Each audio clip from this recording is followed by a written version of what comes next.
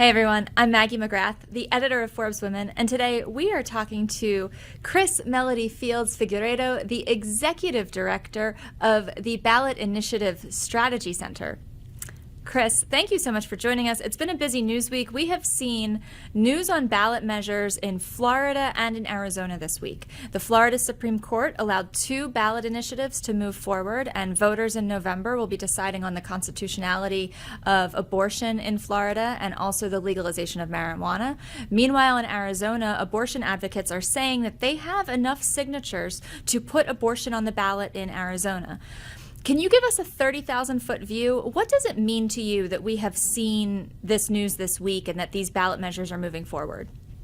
Well, I can share some late-breaking news. I just saw a press release that Nevada is very close. They've reached the over 100,000 mark, which means they are well on their way to having enough ballot measures to get on the ballot this year. So, big picture, right now, where we are in what we call the ballot measure life cycle, right? So this process for citizens to put issues directly on the ballot. So you vote for candidates, and then in some states you also vote for issues. Where we are right now is the qualification phase, which means folks all across the country in states like Florida, Arizona, Nevada, Nebraska, Montana, several states are out there in their communities gathering signatures for petitions to put issues on the ballot this fall. And that's why we're starting to see this momentum right now on people moving through the qualification process, because that generally ends the summer, during the summer before an election year, before the November election. So we have enough time for election officials to create those ballots, to educate voters on the issues, and then in the process with Florida, the state Supreme Court or courts may also be a part of that process that may prevent or allow issues to make it on the ballot. So right now we are just in this qualification time where people in their communities are really working hard to make sure the issues that they care about are on the ballot before them in November. So are these initiatives always citizen-driven, or are there sometimes special interest groups that bring these forward? I guess I'm asking because as a general news consumer, when you see news about a ballot initiative, I think sometimes it's hard to figure out, like, where did this come from? Absolutely. So I'm a Texan. I grew up in Texas. We don't have the citizen-led process, but that doesn't mean the state legislature can't put an issue before the ballot. And that's actually what we saw this week in Wisconsin too, where for their primary election, the Wisconsin state legislature referred 2 issues to the ballot. So taking a further step back, about half of the country plus DC has what we call the citizen-led process. That means you, me, members of my community, I now live in Washington, DC, we can go gather signatures and put issues directly on the ballot, whether it's a law through a constitutional amendment, which is really common, or a different type of legislative law, right? That's in about half the country. Any state can actually, through the state legislature, refer an issue to the ballot. That's often for constitutional amendments. So most states will require citizen approval for a constitutional amendment on some issues. That happens across the country. And then if we want to get even more local, you might see it on a municipal, so a city-wide ballot measure, or on the county level as well. That's often much more common across the country, but half of the country, so states like Arizona, California, I think everybody often hears about ballot measures out of California, Florida, often mostly in the western part of the state. That's where the citizen-led process started more than 130 years ago to address the corporate takeover through railroads of state legislatures. That's where you see the majority of them. And then some pockets in the Midwest, the Eastern, and really not a lot in the South. While we're giving this context, I want to drill into what you just said about 130 years ago. I feel like over the past 2 or 3 years, really ever since Roe v. Wade was overturned by the Dobbs decision in 2022, we have heard a lot about abortion-specific ballot initiatives on even off-cycle elections. In November, for instance, we saw several succeed. But this is not a new phenomenon. It just seems to be used, it's a political lever that's being used more frequently these days. How would you categorize what we've been seeing in the past few years? I think what we're seeing is a misrepresentation or a lack of representation of what issues people really want to see made changes on. Actually having communities say, I'm not seeing this move through my state legislature. I'm not seeing my city council act on this. We are seeing, issues like raising the minimum wage, Medicaid expansion, voting rights restoration, and obviously now with reproductive freedom after the Dobbs decision, we're seeing people say, wait, I don't agree with what government has said, and they're interfering with the medical decisions of my body. And so we're seeing, and I think that's become, because we're seeing this become a higher level of engagement and conversation through shows like yours. People are saying, whoa, I actually want to have a say in what I can and cannot do in our lives. And really, after the Dobbs decision, I think it became very crystal clear for people that government should not interfere in important personal decisions. Now, to dig into where we are with some of these states, so the Florida Supreme Court issued its decision on both the legalization of marijuana, that ballot initiative, and then abortion access, codifying that in the Florida state constitution. So that's a matter of effectively settled law. Voters will vote. What happens after voters vote? Let's say they vote yes on both. Mm-hmm. So the process after people vote yes or no, right?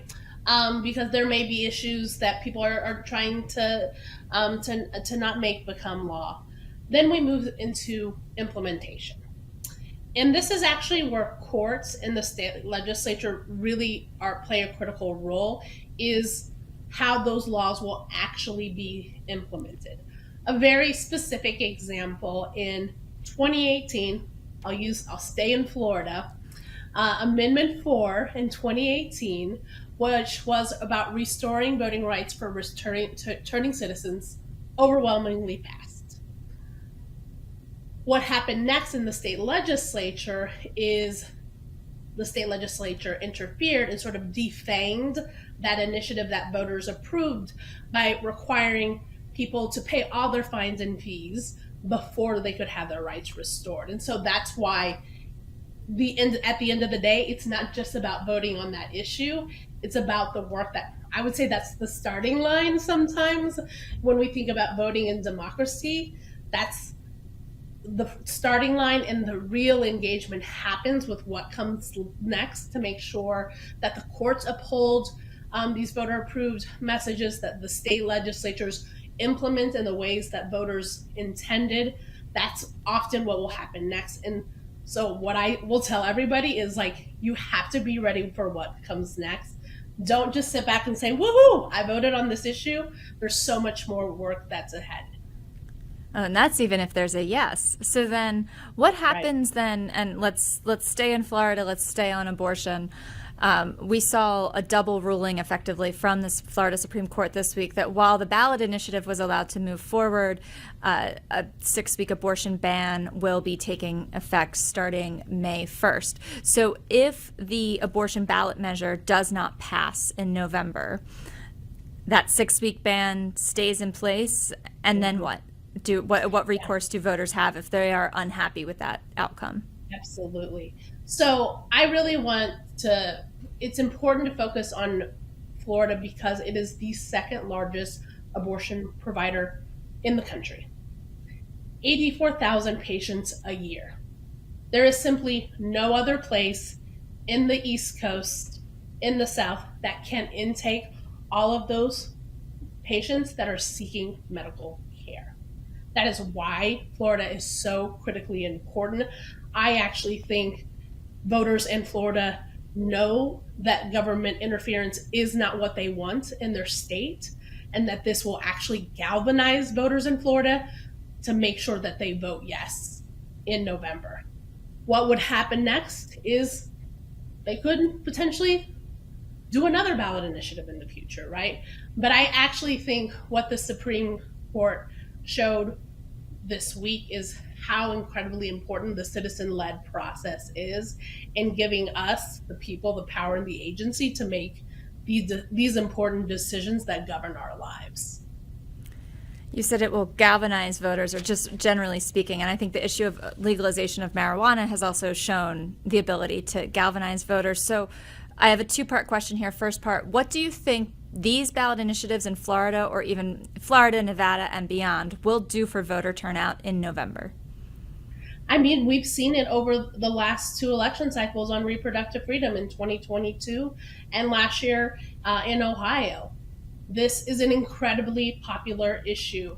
If I can focus on Ohio, typically in Ohio during what is called an off year and odd year, right?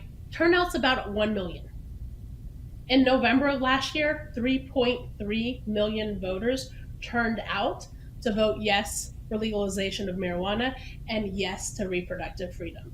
We saw that in states like Kentucky, Kansas, Michigan, right, in 2022, that also passed, either stopped abortion bans or passed reproductive freedom ballot measures. They were often the highest vote getter in a state. And they have transcended party lines. That means independents, Republicans, and Democrats are voting yes for reproductive freedom, and that's true for minimum wage, for voting rights, for redistricting, and for raising the minimum wage and paid leave. So what it really tells us is people are engaged. They are ready to be active participants in our democracy, and they want to see action on these issues that will transform their lives. So that was part one of my question. Part two hits on something that you just kind of alluded to. It's bipartisan. You're not the first person who's come on this program to say that they're seeing people of so many different political parties voting for certain initiatives. Do you think, based on what you guys are seeing, will these ballot initiatives help President Biden or former President Trump, if you had to make a bet based on where the political winds are shifting? I think it's really hard to say. However, what I think if we go back to last year in 2023 in the elections, what we saw in states like Kentucky with the reelection of Beshear, what we saw in the Virginia state legislature, when candidates are willing to run on the issue of reproductive freedom, to say the word abortion and say they will protect abortions, people will also turn out for them. We saw that in Michigan too in 2022 with Governor Whitmer, who also ran on reproductive freedom and voting rights when those two issues were on the ballot. So it's not an easy, like, I can tell you this is going to make sure that President Biden is elected or Donald Trump or Donald Trump. It's really about the candidates, and that's what people want to see. They want to see where these candidates stand on these issues. That's going to be what plays out in November. Now, you said that the enthusiasm that voters have showed, the numbers at which they turned out in November 2023, shows that people are engaged. So is the increase in special ballot initiatives, does that indicate that the health of our democracy is strong, or does it indicate the opposite, that there are so many ballot initiatives to introduce certain policies that aren't being passed by state legislatures? You know, I think we are at a very critical moment in our democracy, and I don't think anyone would disagree. I mean, there's so much polling that is out there, and I think when you talk to people in their communities, that there is dissatisfaction with elections and government. Like, that's real in politics, how it is. It's gotten hyper partisan. over polarized. They're not seeing action on the issues that they care about. But what we are seeing is people that are excited about and say they want to see action, and these issues, these ballot measures, are really, to me, a path forward to what I believe is incredibly important, is collaborative governance, that us, the citizens, play a critical role with our representatives in government to make sure that we are in partnership and relationship, and the responsibility that our elected officials are to represent us. That, to me, is, in a time where there's so much anxiousness about the health of our democracy, to me, what we have is an opportunity to engage and get people excited about something that they haven't felt is very effective for them. So to me, that's the path forward, and the biggest bridge we have to reinstate and build a democracy that truly represents and is of, for, and by the people. So ballot measures, ballot initiatives are the path to democracy, a better democracy. We've been talking about Florida and a little bit of Arizona. You mentioned Nevada. Where else are you looking? Where else should folks who are interested in this issue be focusing their attention on over the next few months? Absolutely. So we could see as many as 13 reproductive freedom ballot measures this year. So states like Montana are gathering signatures, Colorado, actually in the state of Maryland, you already have it on the ballot. It was a legislatively referred measure. And in New York, there's an equal rights amendment style ballot measure, which goes a bit more broad to have also protections for LGBTQ plus people, as well as pregnancy outcomes. States like Nebraska, South Dakota, and Arkansas, they're all considering. And there's states like Missouri that are moving forward with paid leave and raising the minimum wage. Similarly in Nebraska. So there are issues that are going to be before voters in many, many states, and that's something that people really can get excited about. So I said that it feels like we've seen a lot of these ballot initiatives and more of them in recent years. Is there pushback on this increase? I think I also saw a headline that said something to the effect of some states are fighting ballot measures with their own ballot measures, which feels a little counterproductive. But what is the state of things there? Are we going to see a reversal and a retrenchment in the number of ballot initiatives in future years? Yes, I mean, ballot measures about ballot measures. That's a bit confusing to people, right? It's like, wait a minute, what? But yes, as we have seen, popular issues like reproductive freedom, like raising the minimum wage, right? All those issues I've talked to you about. We've also seen what you just said, pushback to that change. So state legislatures refusing to implement voter-approved initiatives like Medicaid expansion. Missouri, that happened in 2020. We still haven't seen the full implementation of reproductive freedom in Ohio, even though they just did this in 2023.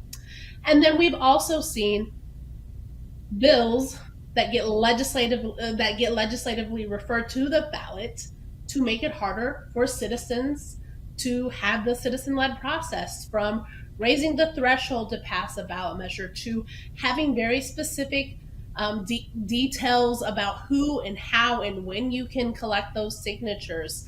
That is the pushback that we are seeing.